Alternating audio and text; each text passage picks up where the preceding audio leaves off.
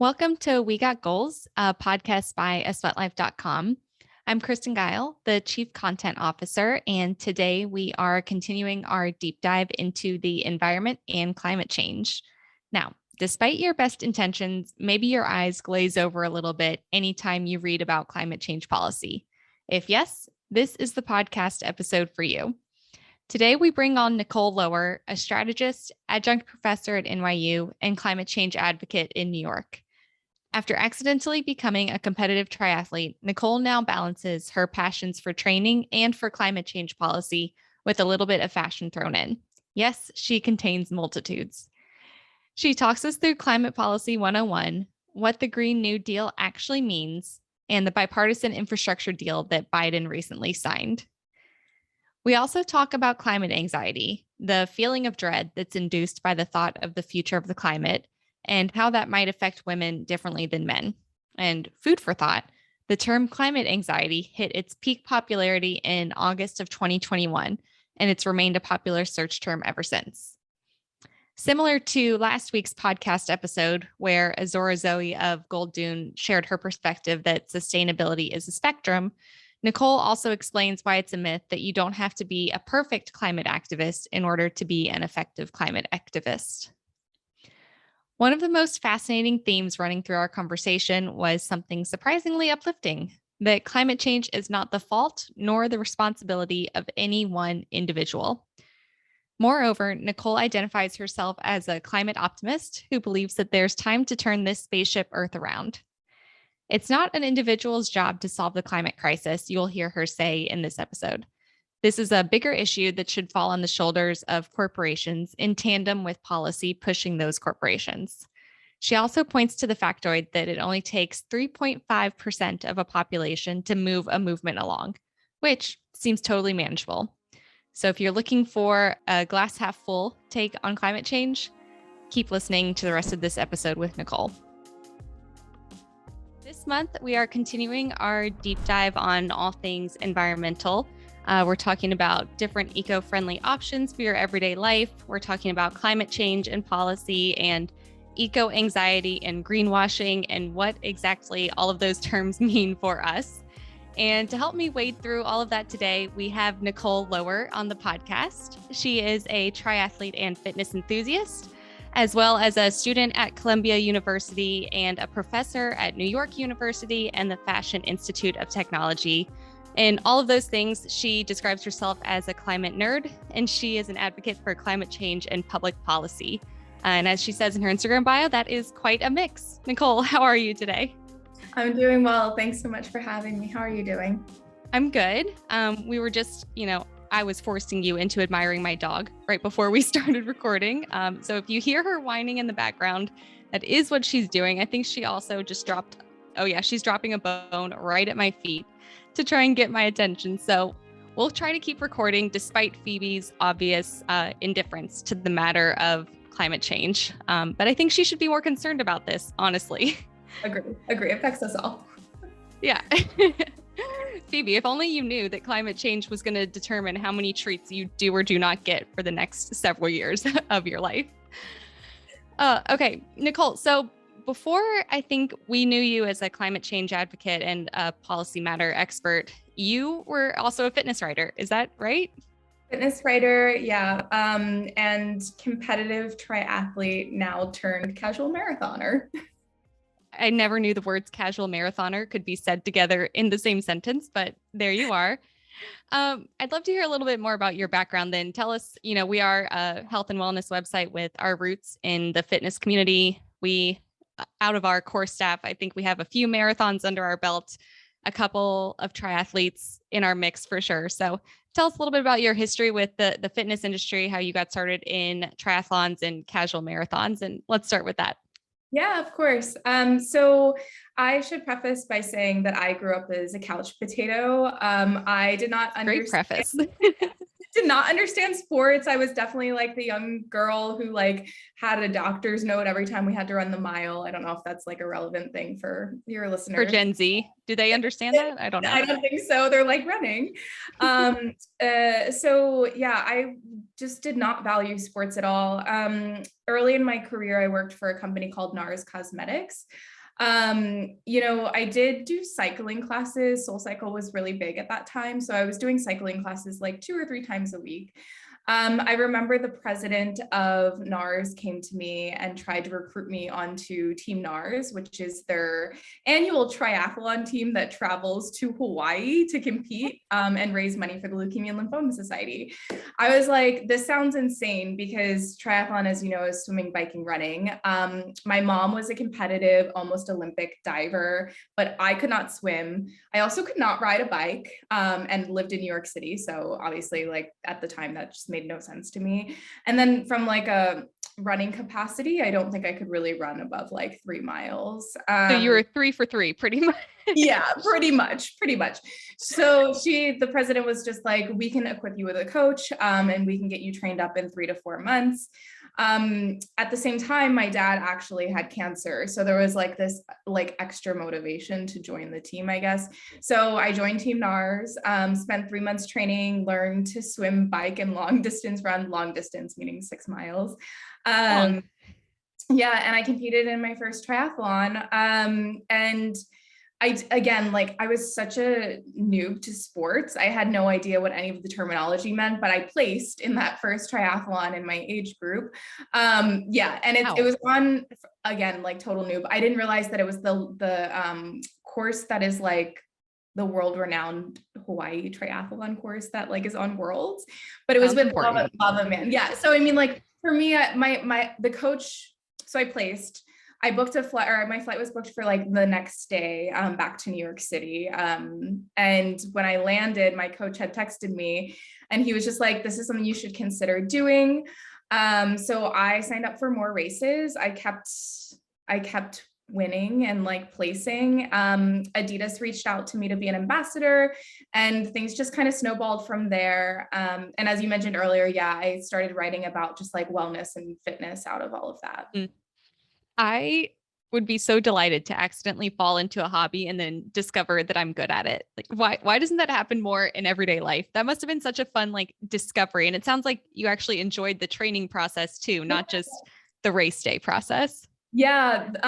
What's interesting though, is that in you saying that just now in retrospect, all other hobbies that I've picked up over the years, I actually really suck at. And I'm like, okay, well, I'll never be as good at those things as I was this one thing that I stumbled on.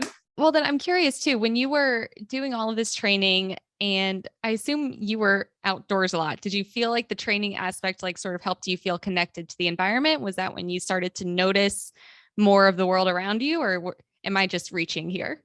No, for sure. Yeah, a lot of my training was outside.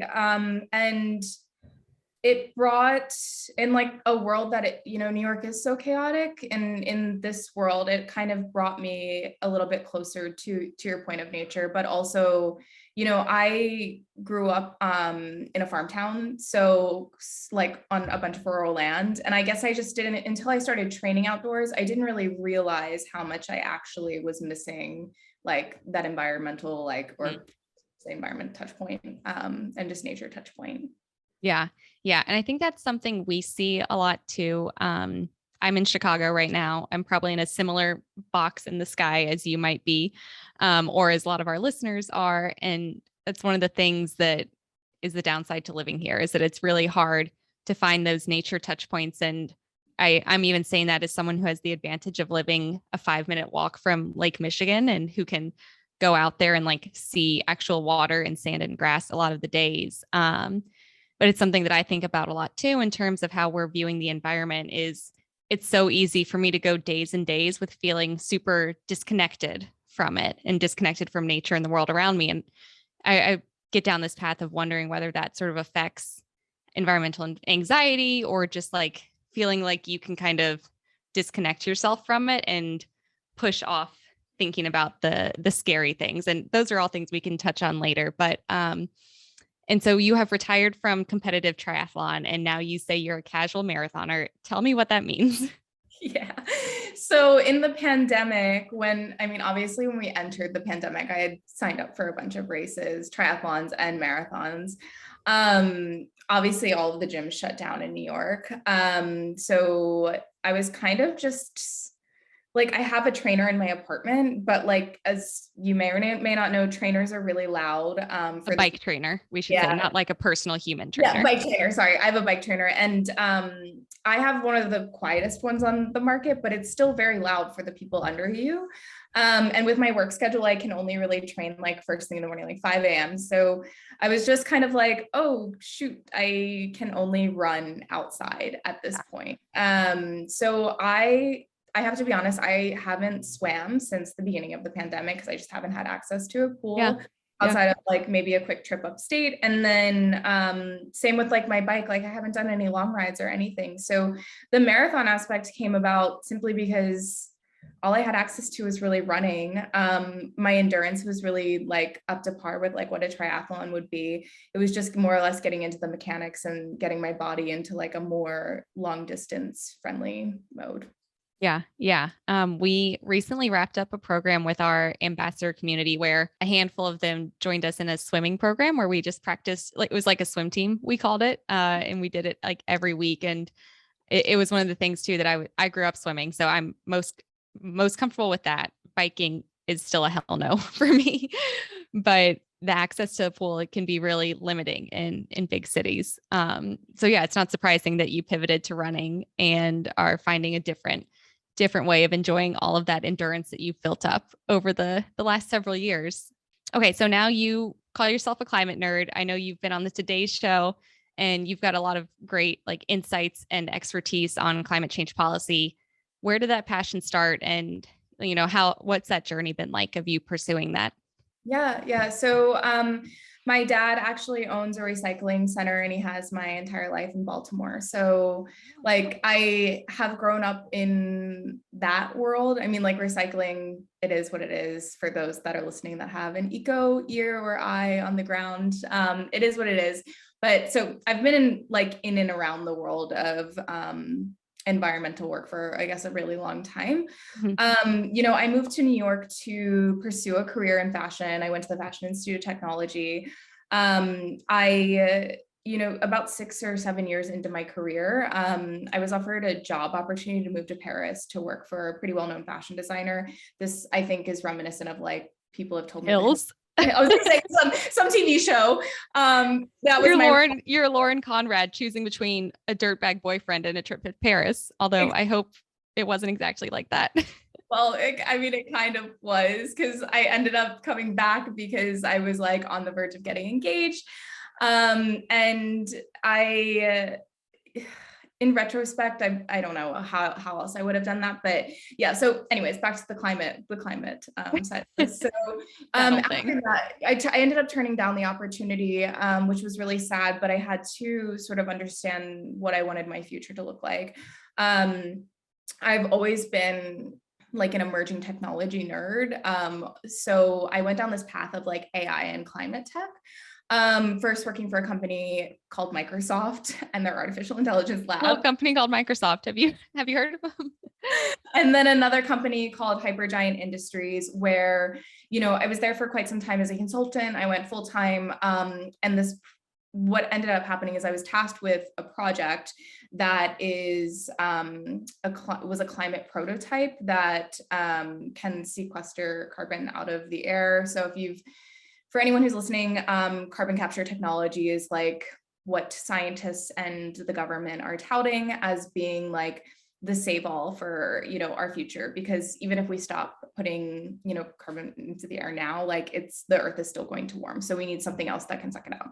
So anyways, back to the point, worked on a carbon capture product that ended up getting into the Smithsonian. So I have a project in the Smithsonian, but it couldn't get funded in any way, shape, or form. Like there was no way this product would make it into market. And like, so the individuals could use it, so businesses could use it. And I personally was just so frustrated that how could that happen?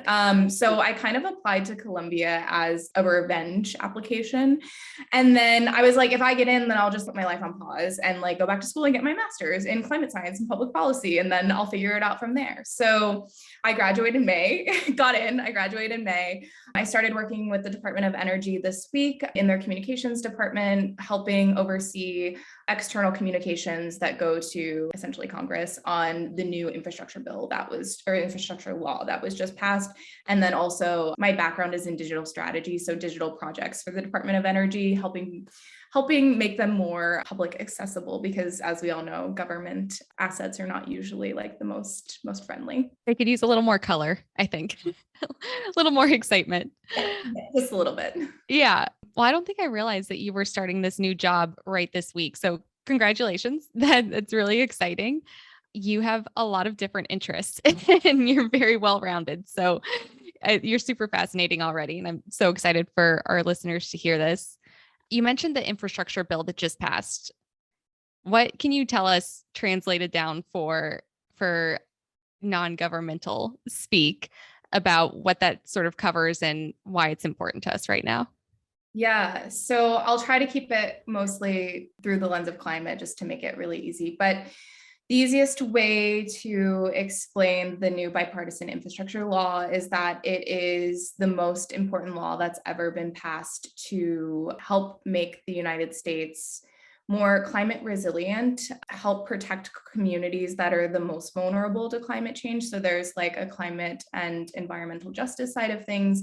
You know, as climate change gets worse, a lot of the infrastructure that we have in place now, meaning like buildings, public transportation, and even down to like our internet, you know, is eroding very quickly. So this bill and this law are put in place to help fund, you know, the modernization of all of those things. So not only is it reestablishing America to be resilient against climate change, which is only going to get worse, it puts us more or less on a competitive edge from a global standpoint as well. So some of the things that like are actually tactical, like that, those are a lot of words, but the things that are actually tangible out of that are, you know, there's a focus on improving roads and bridges. There's an investment in public transit. There's a push for internet access for all.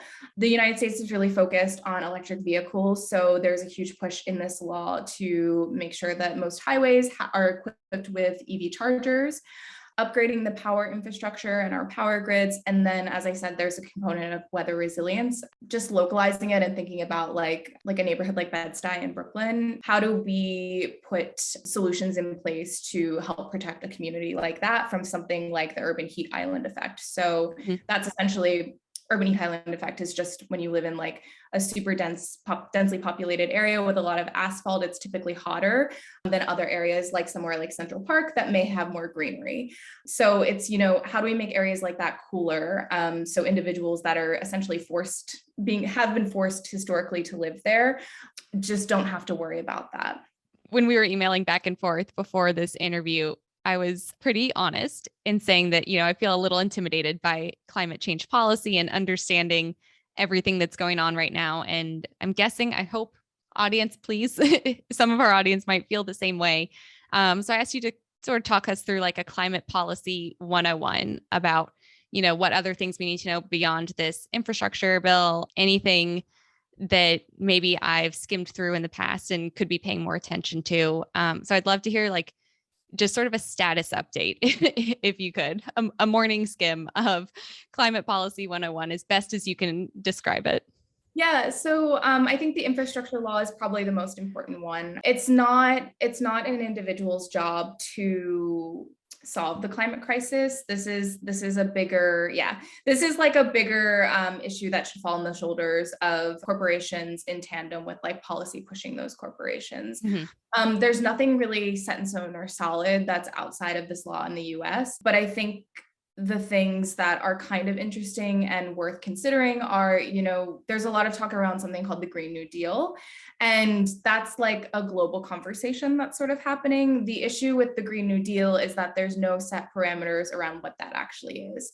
So if you're interested in any sort of policy, you can go to, Congress's website, search a topic, and something like the Green New Deal will come up. But these sorts of things don't typically, like the Green New Deal hasn't made it very far. It's been sponsored by Representative Alexandria Ocasio-Cortez.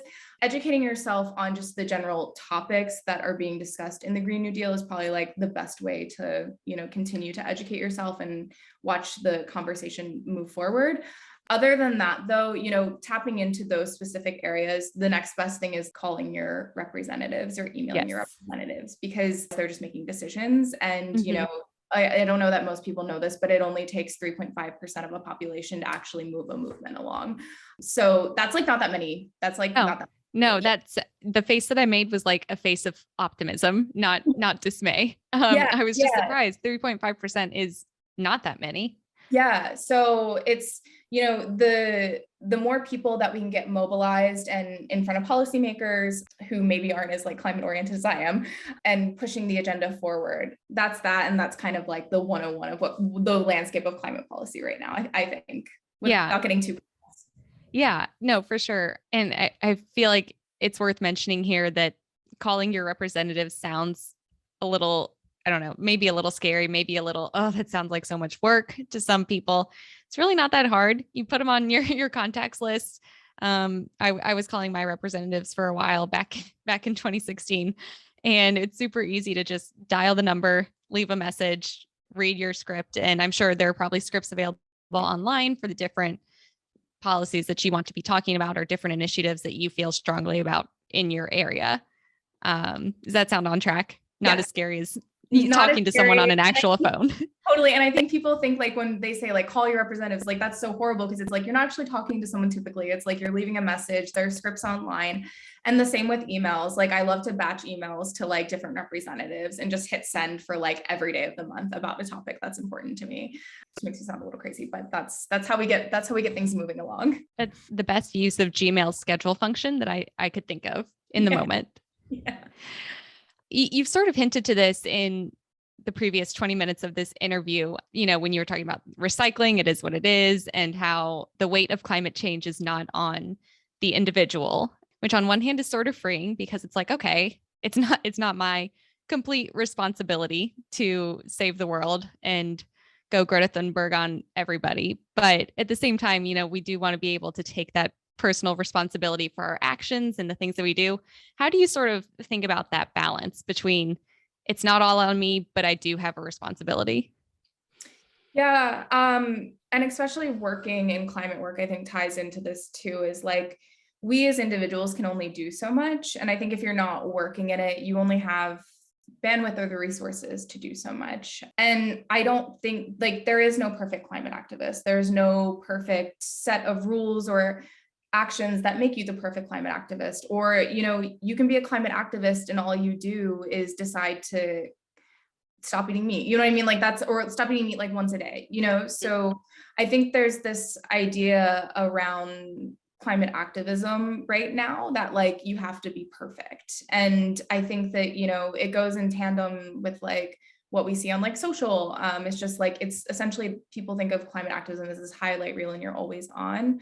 I think though that spurs a lot of anxiety. And, we touched on climate anxiety a little bit earlier, a lot of anxiety around the topic when it does come to thinking about like individual action, doing something is still better than doing nothing. And that can be one thing. And that's sort of my take on it. I'm someone that has phased in and out of eating meat for times. And there's two sides to it too. It's like, I grew up in a farm town where the livelihood of my neighbor is their cow, their productions and them selling cows. And I see that side of it, and then I also we have the climate side of it. And that idea tends to get too granular. And it's like, we should be focusing on bigger solutions that aren't necessarily those things. Yeah. Yeah. So it's like that old saying that don't let the perfect be the enemy of good. Yeah.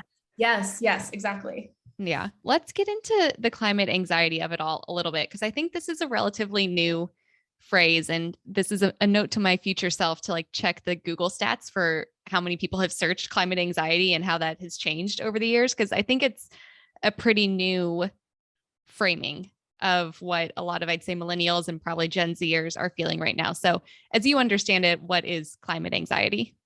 Yeah, climate anxiety, as I understand it, and from the very limited studies and research that is out there, climate anxiety is this feeling of dread or anxiety that's induced by the thought of the future of the climate.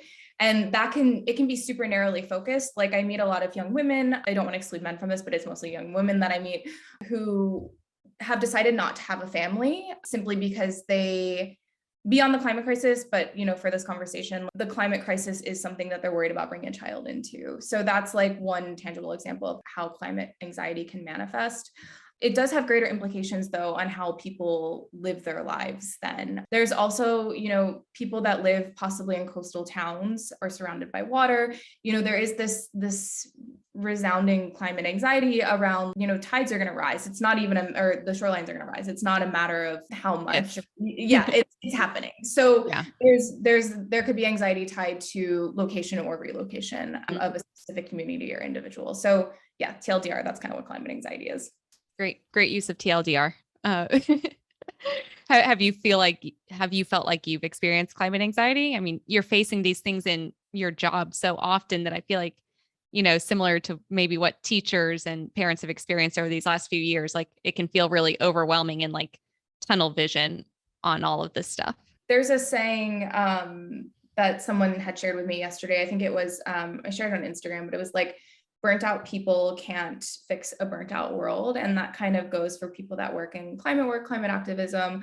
I myself, I'm what they call a climate optimist, which there are very few of me. I actually do think we can save the world. And I think that, we can turn the climate crisis around. It's just a matter of having people do the work. I do have climate anxiety. I don't anticipate on having a family simply because of the deterrent climate. While I am on this earth, there are ways though that I am focused on, my own personal well-being and trying to make whomever's children around me, that come into the world have not so much climate anxiety, I guess. I love that you identify as a climate optimist. Are there any signs or anything that you've noticed recently that gives you like more hope, or any good signs, any trending positive things that could maybe make our audience feel a little more optimistic too? Yeah, I think for the US specifically, this bill passing is kind of major. COP26 or COP26 is one of the biggest climate summits out there. That in tandem with the IPCC report, which is an international climate report that comes out every so many years. Those have gotten more attention in the last year than they ever have in total. Yeah. And I think that's amazing. I saw a recent Twitter report even that the word sustainability is on the rise 600%. I want to send through a fact check on that one, but it's a lot. It's like people care. It's just, I think people need and want to see solutions. And I think the bigger thing at play is there's never going to be one solution for climate change or climate crisis. It's going to be a lot of solutions. And I see a lot of those solutions or solutions beginning to be at play. So for me, that's why I associate myself as a climate optimist. Mm-hmm.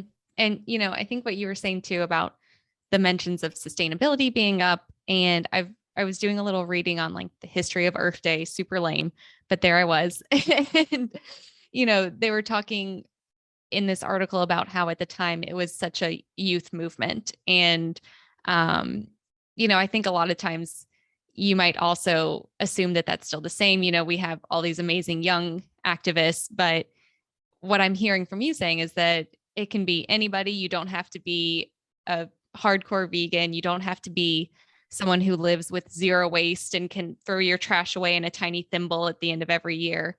Anyone can be any spectrum of climate activist, regardless of how much you can accomplish on your own, because at the end of the day, it's not about that. It's about a team effort. What are you doing these days to stay connected to nature? What are your favorite ways to enjoy the environment around you in New York or in other places? Upstate, you mentioned. What are you loving right now? Yeah, there's a few different things. I run outside most days of the week. I say I'm a casual marathoner, but I've shifted my mileage down so I can actually down in the week so I can enjoy more daily runs versus longer runs. So that's something I do. I actually live on the waterfront in Brooklyn, so I usually take daily walks. My family, as I mentioned, they live in a super rural community. So we're approaching summertime. I don't know when this is going to be released, but my family has a pool, and I have 13 nibblings, which I just learned is like the short for nieces and nephews. So I don't know if I'm saying that right, but You are, but it's such a weird little word. I don't know. yeah. So I have 13 nieces and nephews. Wow. Yeah, and they all live back home. So I'll probably start taking like weekend trips, especially as my degree is wrapping up, and spending by the pool, and maybe on one of my siblings' farms. And yeah, so That sounds amazing and idyllic. I have hope that we will also have pool weather sometime, if not before this episode airs, then shortly thereafter. yeah. One thing I didn't mention to you is, you're a professor at the Fashion Institute of Technology. You have a clear history in fashion. Is there anything interesting going on right now in sustainable fashion, or how people are thinking about fabric and recycling it or creating it? I'd love to hear your very overhead spiel on sustainable fashion right now. Yeah, so the Fashion Institute of Technology is actually one of the biggest universities that has like a sustainability push. They have a Cool. department around it. It's kind of amazing.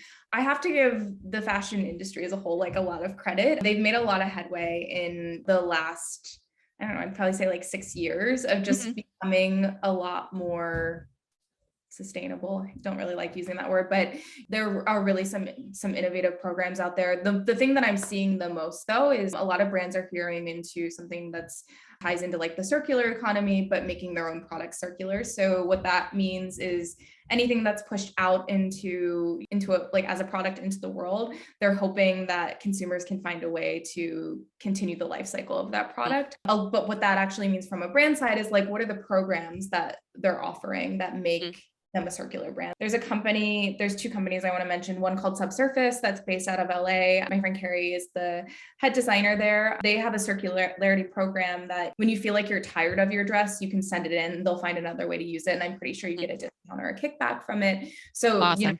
Through that. And then there's other companies like one called Queen of Raw. And Queen of Raw is like an enterprise platform for brands like Nike. So say Nike has like bulk or surplus of product and they want to sell it off or they want to get rid of it. Instead of doing what they would normally do in the past of just tossing it, they can connect. It's like a marketplace. They can connect with someone like Converse and sell the fabric. And it's all done. It's like an AI marketplace. So it's all done with just like a click from like whomever is overseeing supply. And super cool. Yeah. So a lot of innovation is happening very quickly in that world. That's great. Cause I had to laugh when you said you have to give the fashion industry credit, because I feel like we very often don't give the fashion industry very much credit at all. So I'm sure they're appreciative. And that's really interesting to learn about FIT and their growth in that specific program. And then on your Instagram, you talk through a lot of policy stuff and a lot of really great tangible takeaways. What are you seeing your audience like asking the most questions about right now? Or what do you think people are coming to you for that they want to learn about in terms of climate policy? Around climate policy, I think there's just appetite for understanding. I think, to the point of your question earlier, I think Americans, and at least my audience, it's not their job to know. I think a lot of people don't know how policy is crafted or influenced, or maybe that they don't know, but there's just a disconnect of why something would or wouldn't pass or the timeline around things. So I don't even know that it's climate policy specifically, but it is more process oriented that I get a lot of questions on how we can affect that change. What's the easiest way to do that as an individual? Yeah, that's great. Cause as you said that, I was like, I don't know, isn't it how they do it on the West Wing? That seems like how policies are crafted. Yeah, that's how most people are doing it. So yeah. Okay. So we come to you for the truth. I try to make things a little bit easier, a little bit more understandable. Yes. And we always love to end with like actionable takeaways, tangible things that our audience can, they leave this interview, they close out their AirPods and they're like, okay, I know one resource that I can go to learn more. So what are your favorite resources? What do you like to share and check up on? You probably view some more advanced climate policy reading, but maybe slightly more entry level for our audience to go to get more information about all of this. The newsletter that I first signed up for when I was interested in taking this path, and I still subscribe to them to this day, it's called Carbon Brief Daily, and they send out an email every single day about the most updated climate news, but there is a lot of policy overlap and the implications around that. We love a newsletter. Yeah. Oh, this one looks awesome. I'm going to sign up right now. Okay. Nicole, you've been an awesome guest.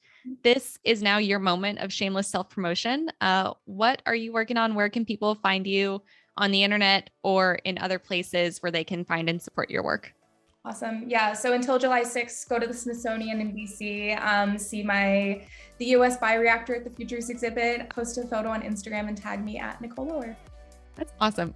Oh, I wish I had a reason to go to DC sometime soon. Love that. Thanks for having me. Yeah, thank you so much. And thank you to everyone who's listening right now for listening to this episode of We Got Goals. We will be back next week, continuing our April focus on the environment and climate change. And I love this framing now on being climate optimists.